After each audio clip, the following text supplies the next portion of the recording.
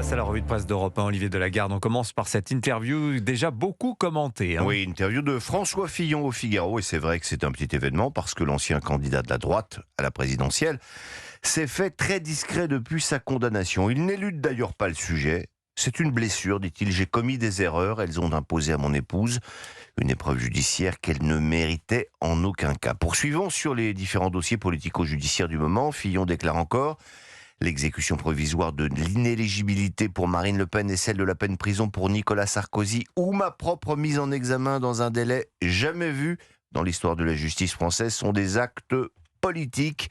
L'empêchement de Marine Le Pen serait un déni de justice et le signe d'un dysfonctionnement démocratique, dit encore l'ancien Premier ministre.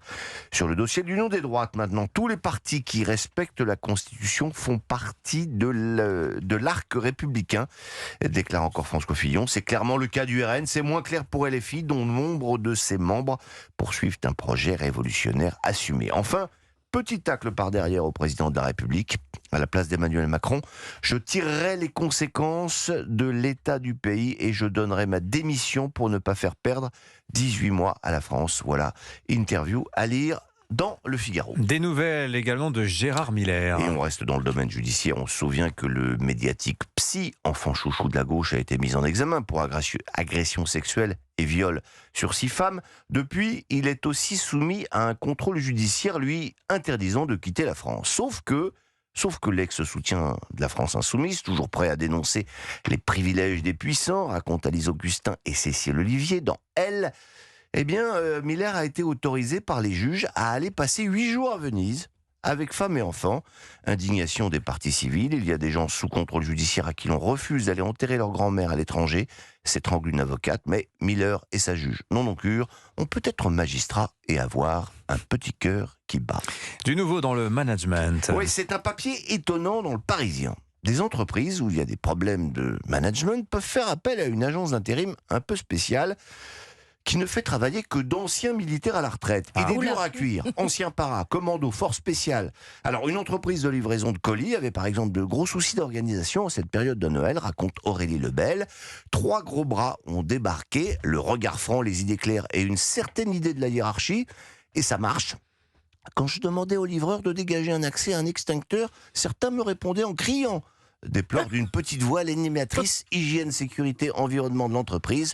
Eux, c'est sûr, ils ont plus d'autorité. Voilà. Pour résumer, on peut se référer à ce grand spécialiste des relations sociales de la fin du XXe siècle. J'ai bien entendu parler de Bernard Blier, qui, dans 100 000 $ au soleil, expliquait: quand les types de 130 kilos disent certaines choses, ceux de 60 les écoutent. Allez, pour terminer, petit sondage autour de cette table, dans ce studio. Qui a collectionné les images Panini et notamment les albums de foot? Moi, Panini, j'ai fait, mais pas le foot. Hein. Ouais, bon, bravo a dit ça. Les albums Panini, alors, peut-être on le rappelle, le principe est simple et génial. Vous vous procurez un album vierge, pas cher. Ensuite, patiemment, vous achetez des pochettes très chères, où il y avait des autocollants de footballeurs, et puis vous essayez de remplir l'album en les collant dans les bonnes cases et en échangeant les doubles, mécaniquement de plus en plus nombreux aux copains.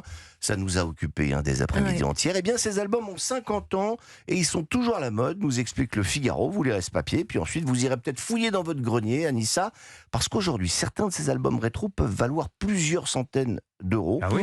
Il paraît qu'un autocollant de Mbappé dans son premier club vaut 2500 balles. Ah ouais. En même temps, vu ce que vient de débourser le PSG, c'est une affaire. Oui, mais alors attention, parce que je crois que les albums Panini qui valent cher sont ceux qui sont complets. Ah bah et oui, je sais pas vous, on n'a jamais réussi à les finir. Ben non, bien sûr. Merci. C'est fait pour. Bah oui, c'est ça. Bien sûr. Merci. Et ça continue, ça marche très bien. Eh oui, merci beaucoup Olivier Delagarde.